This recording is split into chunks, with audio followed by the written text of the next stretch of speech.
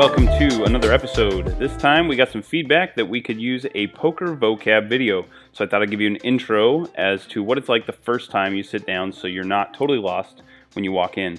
We hired the expert dealer, Mr. Bobby Funk, to help us out. Bobby with the beautiful mustache is going to greet you. Hey there, welcome to the table. Thanks for coming out. Why don't you take a seat and we'll get you started. How many chips can I get for you? Okay, so now it's time to buy chips. You can just pull a wad of bills out of your pocket if you want. You can buy in. There's going to be a minimum and a maximum amount you can buy in for each table. Talk to your floor or the person or your dealer to figure out what it is. I wouldn't do it this way because your dealer will give you this look, and he will, even though Bobby Funk is a consummate professional and will choose to give you your chips anyway, they may not enjoy it. I suggest you bring some crisp, clean $100 bills and make it easy on your staff. All right, let's get to playing some cards. So we're going to start with some positional information here. The disc that you see on the right side of your screen, that white disc, is called the dealer button. And what that means is that's going to be the person who is, in theory, dealing the cards. They'll deal starting with the small blind, which is right to their left, and they will be the last person to act post-flop. So now the small blind has $1 in there. They have a portion of a minimum bet, and their money is in there before they have any cards. That is why it is called a blind bet. A small blind, and then to their left, the big blind. So the big blind is going to have a minimum bet. In this case, it is $3. These are common stakes you'll see. $1, $3.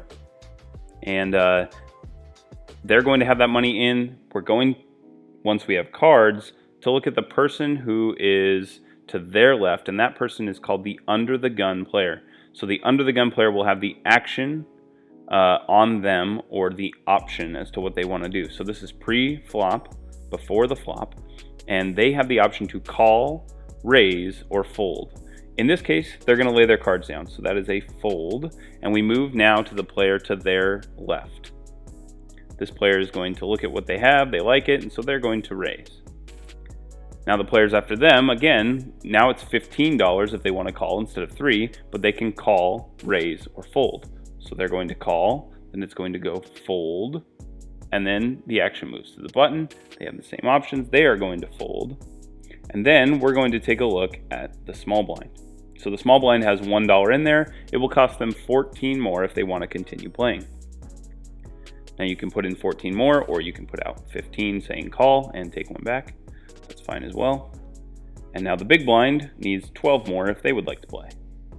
Big blind instead is going to choose the all-in raise. And all-in means that you are playing for all of your chips. You do not actually have to stick every single chip into the middle. If you tell your dealer all in, or I'm all in, and they understand you, they can notify the table. They usually have a disc they'll throw out to show that you are all in. And that way players are clear as to what's happening. So it goes fold, fold after the all-in, and then a call by the small blind. So now we're going to see some cards. It's going to be a run out of 5 cards. Normally these are done in 3 different streets, as they are known, starting with 3 cards on what is known as the flop. So 1, 2, 3, we see the flop. Then a card is burned, and we see the 4th card is called the turn. After the 4th card, another one burned, and the river shows up or comes out. And now we have Showdown in this case, because both players are all in. There's no more betting to do. We determine a winner and push them the chips. All right, let's go to another hand, and let's have a little more nuance to it. Instead of just an all-in right away, we're going to get actual betting and kind of some play through this one. You'll notice that the dealer button has moved 1 to the left, and the small blind and big blind have done the same. Okay. So now the under the gun player is 1 to the left as well. They're going to choose to fold, and the action moves over here. Okay, that player is going to choose a raise. So they raise to $15. This player chooses to fold. It now moves over here, and they will say fold as well.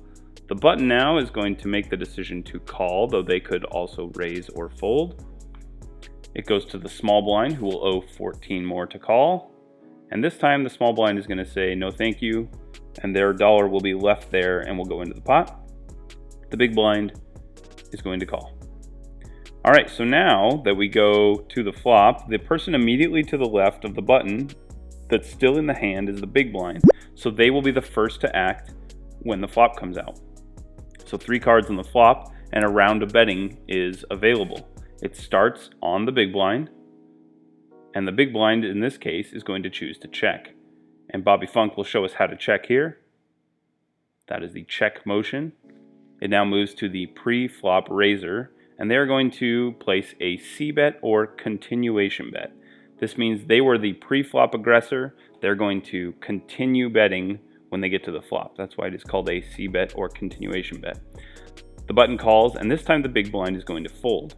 Since the big blind has folded and is now out of the way, when you get to the next street, which is known as the turn, what's going to happen is the player to the left of the button will act first. Now there's no big blind, so our pre-flop aggressor becomes the person with the action. They're now going to check.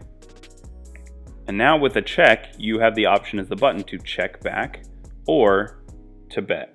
You could technically fold, not going to want to fold. All right, so now the river comes out and the action once again moves over to our pre-flop aggressor. And they're going to choose this time to place a bet. They put some chips in the middle. And now we're going to go over to the button, and the button this time is going to say raise. They raise for enough chips to cover or match what the big blind or the pre-flop aggressor has left. They will do a single chip call. If you throw in a single chip, you are saying, I call that bet. And now the person who's called shows their cards. If you want, you can show your cards as the winner. If not, you can throw them into the middle, face down, and muck your cards to protect your information. And now we get the best part in poker when chips are pushed our way. This is a feeling you'll want to get used to. Do this a lot in poker and you'll be having a lot of fun. Okay, so now that you have your chips, you just need to figure out how to stack them. You can stack them in a row, you can stack them in a triangle, you can stack them in a pyramid, you can do kind of whatever you want to do. It doesn't really matter, but I recommend you put them in stacks of 20. That's not required, but you should in order to keep a quick and simple count of your chips. Most players at the table will do this, and it'll let you know what you have and let them know what they have. You guys can figure out your math a lot easier that way. All right, guys, I hope this was helpful. Thanks for watching. I hope you're doing a lot of this, stacking chips. And if you enjoyed this video and found it helpful, give it a like and a subscribe for Bobby Funk, and I'll see you next time. Thanks for watching.